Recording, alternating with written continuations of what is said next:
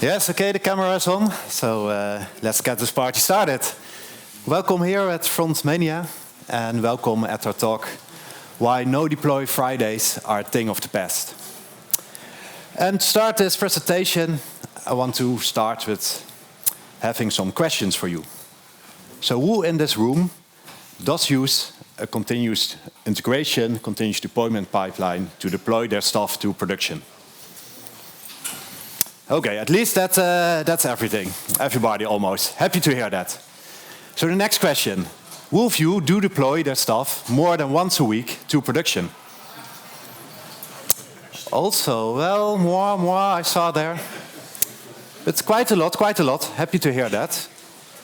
So who of you do deploy on Friday afternoon? Okay. Well. Left side a bit more, right side a bit less. Anyway, that's why you're here at the talk. Because, yes, we do at the Rabobank. We deploy on Friday afternoons. We deploy on Sunday mornings. We deploy 24/7. We deploy after each change. And that we are proud of. But this is not a talk about Fridays. It's a talk about having a healthy ecosystem, having a healthy feedback loop. It's a talk about where you can trust your deploys, where deploys aren't a big deal, and moreover, where you as developer don't have to work outside working hours. It's a talk about faster feedback loop. It's a talk about cognitive load. It's a talk about reducing risk when deploying. So, who are we? My name is Steve van der Voren. I'm Solution Architect on the Rabobank Frontend platform. And I'm Richard Roozenboom, lead developer of one of the platform teams within Rabobank. And most of the stuff that we show you today is what we as a team are responsible for. So let's continue. And it's a Monday morning, and last week we had a major outage. So the deployment fucked up the whole production environment, and we have to fix it. So the management team asked us to come up with a plan to how can we make our deployments more rigid, stronger. And we came up with a plan, and we used the DevOps cycle, and maybe you saw it in the previous presentation in the keynote as well, to look at in every aspect of the DevOps cycle, how can we improve our trust in our deployments. So we start with a plan. That will we do on Monday. On Tuesday, we look in the coding part of the DevOps cycle. And on Wednesday, we look at CI, build, test, and release. Thursday, we look at the ops side, deploy, operate, and monitoring. And then on Friday, we can celebrate. So let's start with the Census monorepo. I don't know if everybody is known with Census. Census is the Rabobank Frontend platform, and the monorepo is our repository where we have all our code in. But let's go back 7 years ago, because when I started at Rabobank, and Stefan started a month before me, there was no monorepo. Actually, every team that did something with Frontend had their own repository, and some had pipelines, some had manual deployments, some had quite good quality control. Other teams did manual testing or no testing at all. There was a mess. And as a platform, that became also very difficult. Back then, we were using AngularJS, and lifecycle management was undoable. We could not go to the latest version of AngularJS because how can you sync a deployment with 80 teams, I think we had at the time. Many of the issues that we had back then are solved with having a monorepo. The monorepo is used for all our major channels. Also, this was mentioned already in the keynote. So you have the Rabobank Business Banking Online, the consumer app, the global sites, but also the business channels. And besides this, we have also 70 other apps, employee-focused apps, or for example, Ideal. It's all in one repository. And having the monorepo, let me quickly name it. And having the monorepo comes with challenges, but also with benefits. Some are already mentioned. But one of the good things of a monorepo is that you can share your code. It helps with collaboration between teams. Because now I can look up how other teams are solving certain problems, how they do their end-to-end testing. And it helps also from a platform perspective with quality control. Because what I told you before, some teams had quite good quality control, other teams did nothing with quality control. Now we can standardize and centralize all this and have trust in our deployments by having a set of rules for all the projects in the monorepo.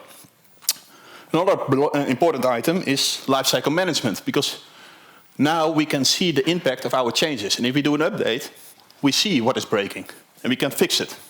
And we will go into this later in the presentation, how we do that. But maybe the most important one is one app.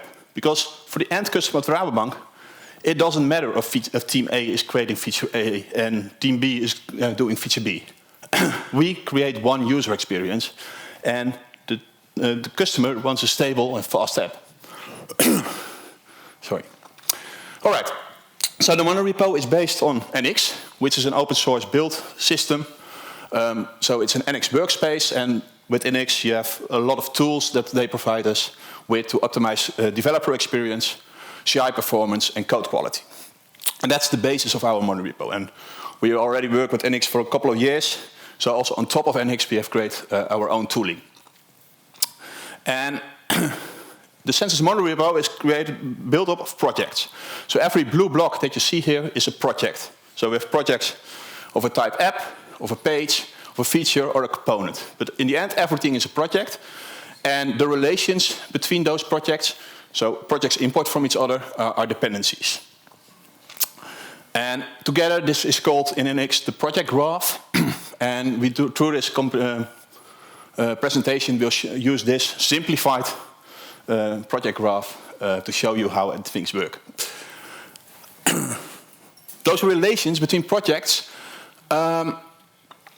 you can analyze, and if you analyze certain projects, then you can see, or then you can create a hierarchy. So you saw in the previous slide that we have an app, and an app has pages, and a page has features. And with project boundaries, so that's one of the tools that NX gives us, we can enforce that hierarchy. So an app can import a page can import a feature, but not the other way around. So a feature can never import a page. Another nice thing of having project boundaries is also that you can make business-driven development. Because, for example, if I have a business feature, I don't want to use that on a consumer app. So I can scope it. I can say this is a project that is scoped as business, and then I cannot import it as consumer. This helps us with the size of the monorepo that we have, to have boundaries and have the projects structured in the way that we want it. Another way of having control is code owners. Because with 140 teams in one repository, you need to have clear responsibilities. Who is responsible for what? But also as a code owner, or as a project creator, I want to know if someone makes changes to my code. So I want to be a reviewer if someone changes something. Now, code owners is not something very new or specific for us. We have our own implementation, and our code owner solution is based on teams. So a team of developers, they own parts, which can be a file or a folder. And another nice thing of having code owners is also that it helps with collaboration between teams. Because now I can just look up this piece of code, by which team is it owned. And that's a very nice thing. So you can use, of course, use git blame, but in an organization as Rabobank, most of the time the one that created the PR, the commit, is already gone. So then it's nice to have a team, because then there is a replacement at least. But also as a platform team, code owners is very useful, because we create a lot of dashboards for teams to give insights in their code quality. And with that, with the code owners, we can relate issues to owners. Also, if there is a test failure, for example, and we have to reach out to a team quickly, we can use this. And when we do lifecycle management, because lifecycle management is the responsibility of mostly the responsibility of the platform teams. And that also means that if we breaking change, we have to fix it. And lifecycle management in a monorepo can be a struggle. But maybe it is less of a struggle than having lifecycle management in 80 repositories with different owners. Because now at least it is centralized. And we can save a lot of time of all those individual teams by centralized lifecycle management. We have one packagization in our repository, in the root, and there we have all our packages, roughly 300. And we have some principles. So we want to have for every package one version. So one version of Angular, one version of Feet, one version of ES-Build. And we also want to keep try them up to date. Latest -1, latest or latest -1. That's our goal. And now we are quite proud to say that last Monday we went to Angular version 18.2. So we are there on the latest version. And with the size and of the organization, I think that's a pretty cool accomplishment. And we want to have 0 vulnerabilities. So we do a daily scan with Nexus IQ. And if there is a vulnerability, we try to fix the version as soon as possible. We not only do that for the 300 packages in our packagization, but for all 2,300 that we have in the node modules folder. But what if we have a breaking change?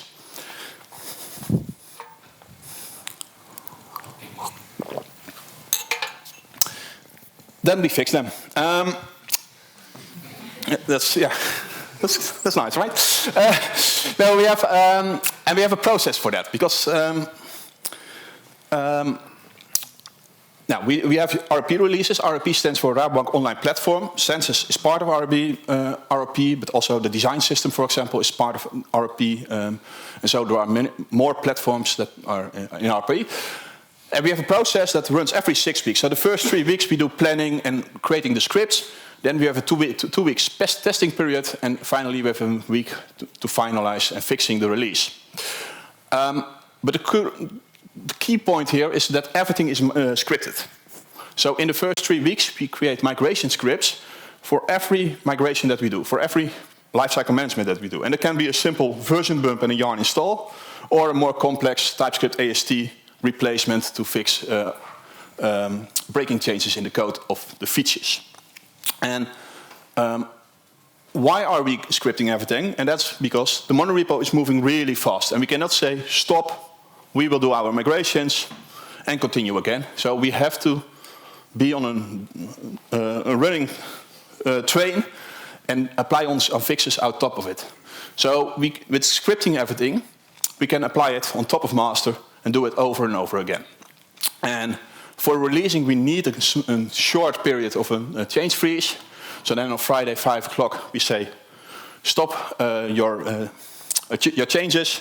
We apply our migrations. And by Monday morning, 9 o'clock, they can continue again.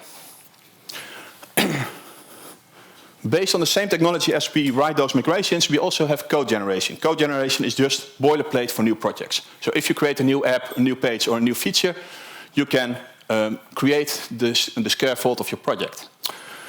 And with that, we can standardize that all the configuration is there, and that all the best practices that we want, so the ESLint configuration and the TypeScript configuration, is all set up for all projects the same. This is based on the same technology as if you work with Angular schematics. With NX, they call it generators, and this is the same technology. A project actually has a very simple structure. You see here, that's actually a normal project. We have a source folder where you have all your feature code, and in the root folder we have some project configuration, like ESLint configuration, Jest configuration, TypeScript. There are 2 files that I want to highlight here, and that's the first one is the index.ts. Because what I told before, everything in Census is a project. And projects depend on each other. But they can only depend on methods, classes, functions that are exported through the index.ts. So as a project owner, you can make sure that only is used what you want to be used by exporting it in the index.ts. So that's actually the most important file in your project setup. And also any deep imports into your project, so that someone tries to steal a nice utility that you have in your feature code, that's not possible, that's forbidden. And the second file that I want to highlight is the project.json. That's the NX configuration file. And this tells everything about your project. The most important part here is the targets. That are the tasks that you can execute on a project. So this is a simple project where you can run only testing and linting. If you have, for example, an app, then there is also a target to have the build configuration. So how do you compile the application? Which technology is used to compile the application? And for example, E2E testing. How can I run my ETS test? And at the bottom, you see the tags. And that are the tags that are used for the project boundaries. So there you can set what is my scope of my project and what is the type of my project. And that's it for the Monday. So it was a lot, right? So now it's Tuesday and we want to look into the coding part. And if you look at coding in the context of CI/CD, then we are mainly talking about quality control, quality assurance.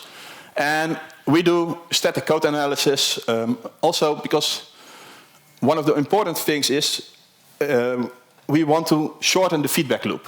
And with having quality control in your editor or before compile time, you can provide the developer with early feedback. We do this with linting, we do this with formatting, and we do this with type checking.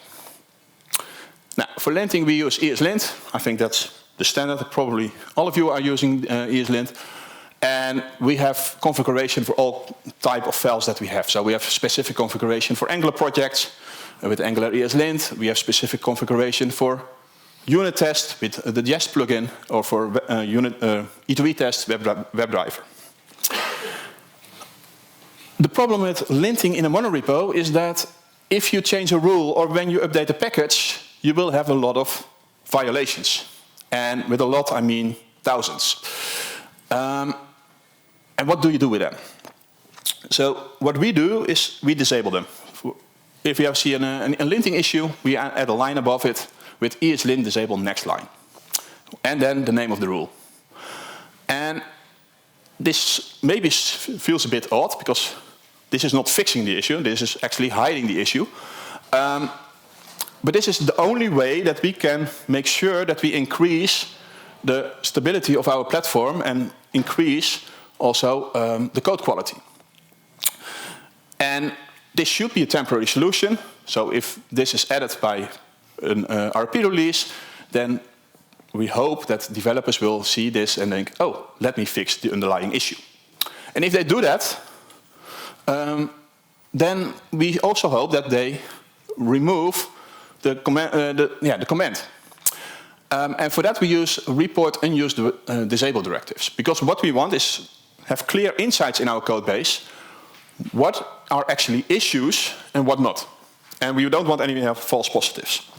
So as soon as you fix the problem, and here in the example, someone is using NC-reflect, which is a debug statement of Angular, which you have in a development build, but in a production build, it's not there. So that will break your E2E test, for example, if you use it as a selector. So we try to prevent that. And as soon as you fix that, then ESLint will say, hey, please remove this comment. And so we know that every violation that we have in our code base is actually a violation. And how we use that, I will show you later. Code formatting, we can go over it pretty quickly. Because the most important one of formatting is you should not think about it. It should be there always, all the time. So we have multiple events where we do it. On save, if you configure that correctly in your editor. Pre-commit, every change file will be formatted according to prettier. And in CPI, we check if all the code that goes to master is formatted correctly. But the big thing here is you should not think about it. It should be there. And with that, we reduce the cognitive load of a developer. They don't have to think about, do I need to use spaces or tabs or indentation? It's there. Type checking, another interesting topic. This is also a very good example of shorten the feedback loop, because here you can move the errors, and probably all I've seen cannot read property of undefined sometime in your career, to your editor and not in production. Now, that is nice, and for that we use strict mode, and we are not the only one, I think, but strict mode is a combination of 8 rules, always strict, strict null checks, no implicit any. For us, because currently this is the default. If you start a new project, strict mode is on, you don't have to think about it. For us, this was a little bit different, because when we started 7 years ago, strict mode was not the default. So we have to migrate the code base from non-strict to strict. And that was causing 40,000 TypeScript errors. And how we solve that is actually similar to what we do with ESLint. So we suppress them. we add 40,000 TS expect error commands, and we say which TypeScript rule is a problem.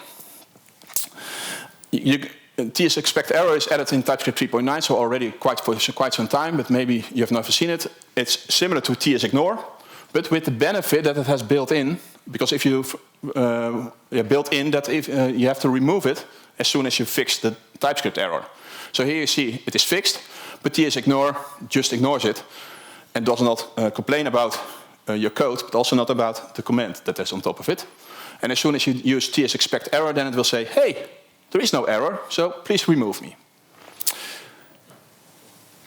We use all this information to create a dashboard. Because having all those linting violations and TypeScript violations is not a good thing. And with suppressing them, we actually hide the violation. So we need to make it visible to teams, product owners, management. How good is our code? For that, we have Sensors Mission Control. And here you see that per team we show the linting violations, TypeScript violations, and we have some color coding to show how bad it is. Nice to know is that Sensors Mission Control is also a Sensors app. So it's in our monorepo, and it's using the same tools and same projects, everything that I told you before. Because that I want to use to highlight this one. For Mission Control, we also have dark mode. For Mission Control, that's not that cool. But having dark mode in the Rabo app was one of the major milestones for this year. And that shows also the nice benefit of having a monorepo.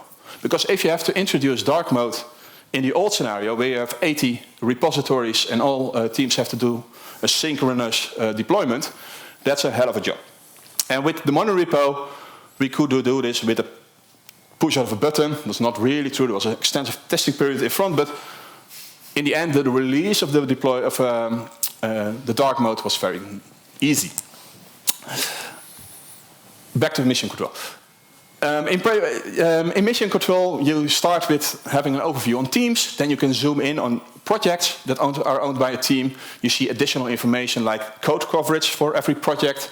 And you can even zoom in 2 levels further. So go to file level and see on every level which violations you have, with a link to documentation so that you can see how to fix it. And with that, I have another question for you. Who is using Git flow?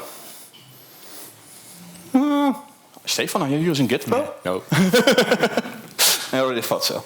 Now, Git flow is a feature-based development method, and that works pretty nicely. I have used it in the past as well, and especially if you have a relatively small team and you work together in a single repository, that's all fine. In a monorepo, Git flow or feature-based development is problematic. So we have a method that is called trunk-based development. And it's actually a very simple branching model, because you have a trunk, main branch. In our case, it is called master. And every change that you make is in a short-living feature branch. And short-living feature branches are really short-living. So only a couple of days, maybe even hours. And every change that you make goes directly back to the main trunk. Do you have to make another change? You create a new branch from the main trunk, and it goes quickly back to the main trunk. And why this works so nicely with the monorepo is because it promotes rapid integration. And it keeps your merges simple. And if you want to work with 140 teams, 500 developers in a single repository, there will be a lot of merges. We do about 60 pull requests a day. That's more than 300 a week. And if you want to stack them, it will be very complex. And I know Stefan will show you a little bit of that later on.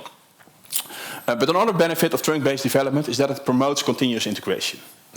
And with that, I'd like to hand over the Yes, thank you, Richard, to talk us through the first 2 days. And then it's Wednesday. Well, let's go further in the DevOps cycle and release some actual code. Let's build a pipeline. Because on Tuesday, we checked out our Git on a local machine. We created a branch, we did some coding. We pushed the code back to Git. And then the fun starts. Because we log in our DevOps environment. For Rabobank, that is Azure DevOps, but it can also be GitHub or whatever. And we create a PR. Then the CI kicks in. So the CI will build and test your PR. If everything is green and you fix the comments on your code from your colleagues, then you merge your PR to the main branch.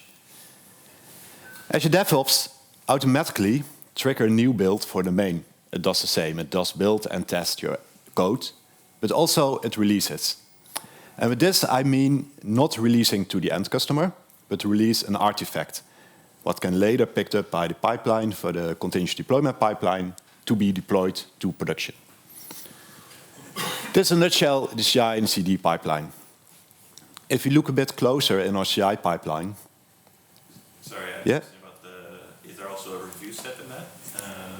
Like a peer review? Yes, of course. Yeah. So in the PR, you need to have 2 approvals from your colleagues, always for ICE principle, and you need to fix all the comments on your code or say why it's not applicable. And all the tests has to be green, etc., etc. So there indeed is a small manual step. If you look a bit closer into what we do in the CI pipeline, we build all the apps of the monorepo, we run linting, unit test, etc., etc. Do some vulnerability scanning, secret scanning, but you can put all kinds of checks here in your CI. We all do this before we can publish the artifact. But Richard already mentioned we have 70 apps, we have 2,500 end-to-end tests. We have over 50,000 TypeScript files.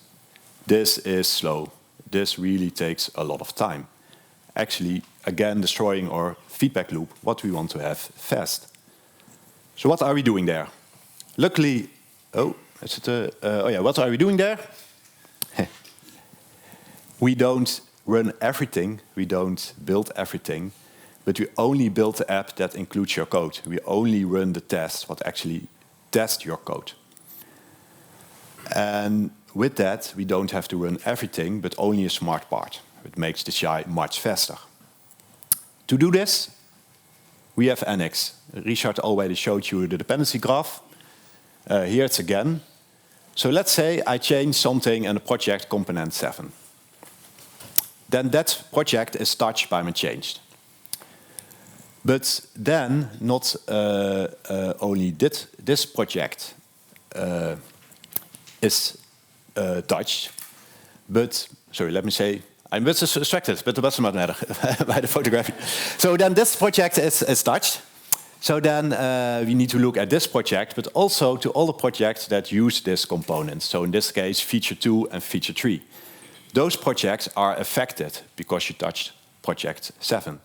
And not only these projects are affected, but also all the projects that use an affected project.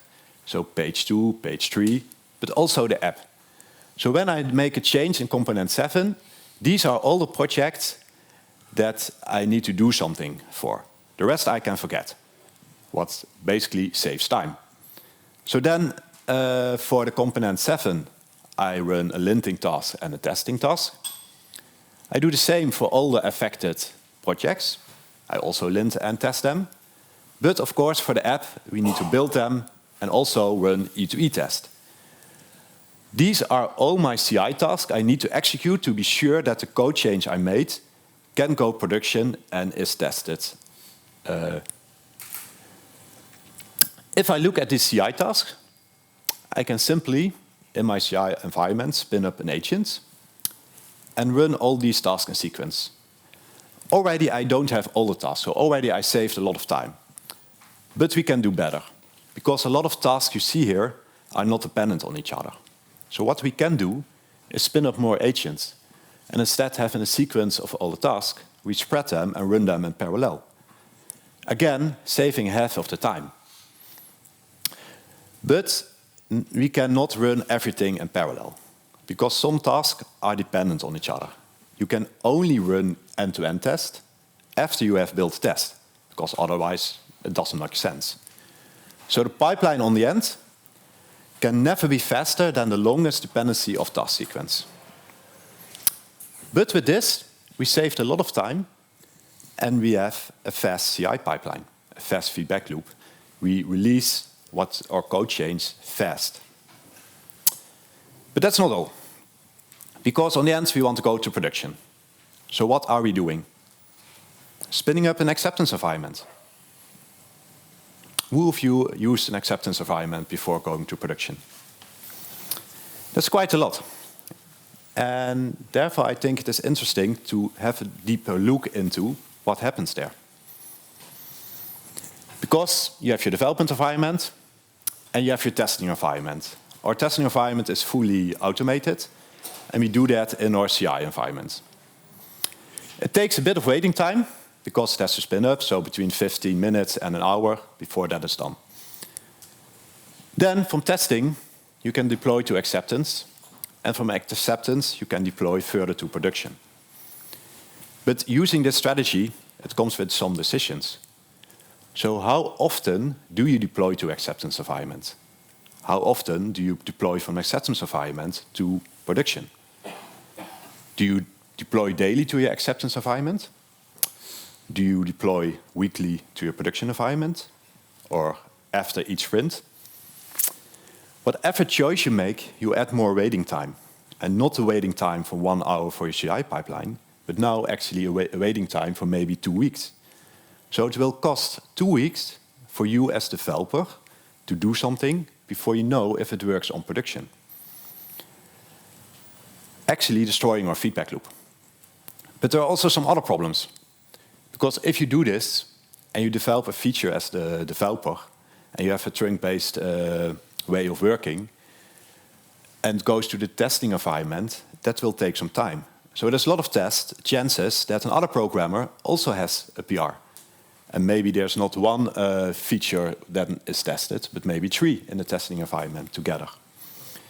Because all the people are working continuously on the monorepo. If you move that to the acceptance environment, then even more features land there on the acceptance environment. Even more will go to production. So features are piling up, and Richard already explained that we have between 40 and 60 PRs every working day. So if you do that in a week, you can deploy 300 features at once at production, what actually leads to more risks. But it gets worse, because if the acceptance environment, one feature is not accepted, what are you going to do? Are you going to roll it back? On the end, that leads to more coordination, increased dependencies with other teams, and will lead to a complex system. And maybe you say, yeah, I can spin up an acceptance environment for every feature I test. What is true, but what are you testing then? Because at the moment then you move that further to production, production was already having other features which are deployed by other developers, and you did not test your feature with the features that already were deployed to production. So in Rabobank, we try to keep things simple. We have a development environment, we have our fully automated test environment, and if that thing is green, we deploy to production. That's all. It takes 1 to 2 hours to get to production. And I may hear you thinking, okay, but how do I know if my front end works nicely with my back end? There are 2 answers. Shift right, shift left. Shift right I come back to later, and shift left, actually Richard already mentioned some things like strong typing. So that we can also do with our back-end, front-end integration. You can have tools like OpenAPI, GraphQL schema, to validate and describe the data model, what goes out of your back-end and then your front-end.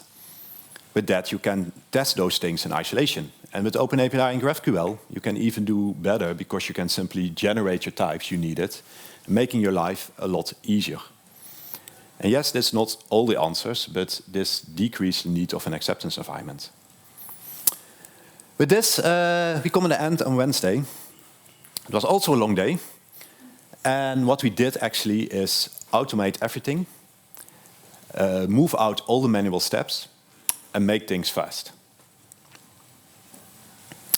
So Thursday, then we go to the last part of our DevOps cycle. Actually the ops things. We're finally going to deploy code to production. I already showed you we have CI pipeline that releases an artifact. We put that in our Azure feed, and our CD pipeline is picking that thing up and deploys it to production automatically, every time. Looking a bit more closer to the deploy pipeline, we do a blue-green deployment. What we do when we deploy to a green environment, what is actually the same as the blue production environment. We do some smoke test, what is actually your real end-to-end test, because there you test your new application in the whole environment. So again, reducing the need of having an acceptance environment. And if those smoke tests are green, then we switch green to blue and the customers will have your new version.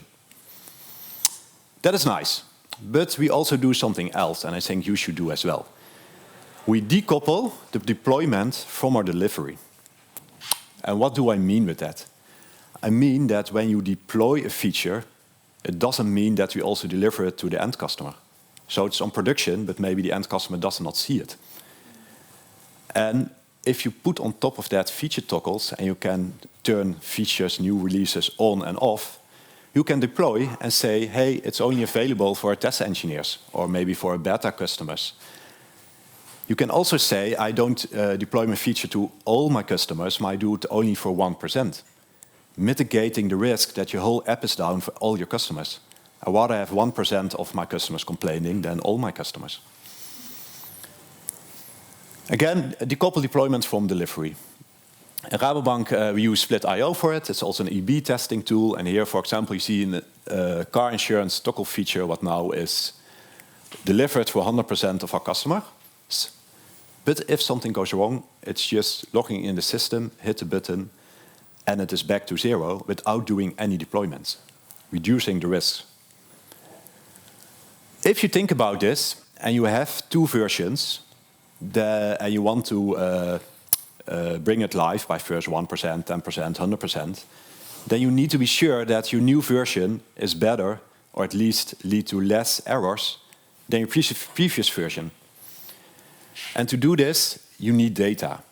And therefore, we have extensive monitoring on our whole front-end app. We use Splunk for that, but you can use, of course, whatever you want. And on the right side, you see an example of a dashboard where we can see what versions are in production on the top left. On the top right, what platforms are used by our customers. And in the middle, you see all the runtime errors. On every event we send to Splunk, we add which version it is, what feature toggles are used, and on which URL it is. This you can use to see if your feature toggle, so your B version, your new version, does perform well or not. And with this, you know when you can switch and when your feature is good enough to get fully onboarded for all the customers. But as a developer, I like this dashboard, but it's very boring to see it, especially after some minutes. So I don't want to look at this dashboard.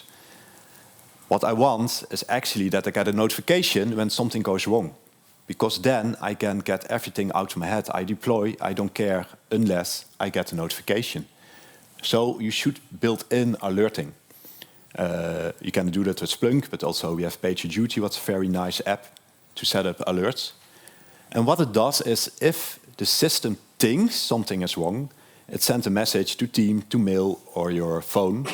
And only then you have a look, does everything goes right?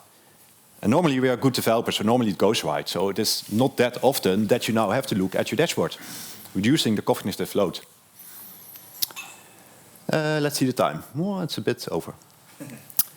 This one I do a bit quicker. So that's the fast feedback loop, but also all kinds of other feedback loops you can build in your monitoring. But the given away is here that the longer your feedback loop takes and the more generic it is, the harder it is to find the root cause. So if as feedback loop you use your App Store ratings and your app goes down from 5 to 4 stars, it's good to know, it's a good feedback loop. But then it becomes very hard to know, is it your feature what is causing it, or from the other team. So have those longer feedbacks in as well, but really make sure that you have the shorter feedbacks. This is the end of the DevOps cycle.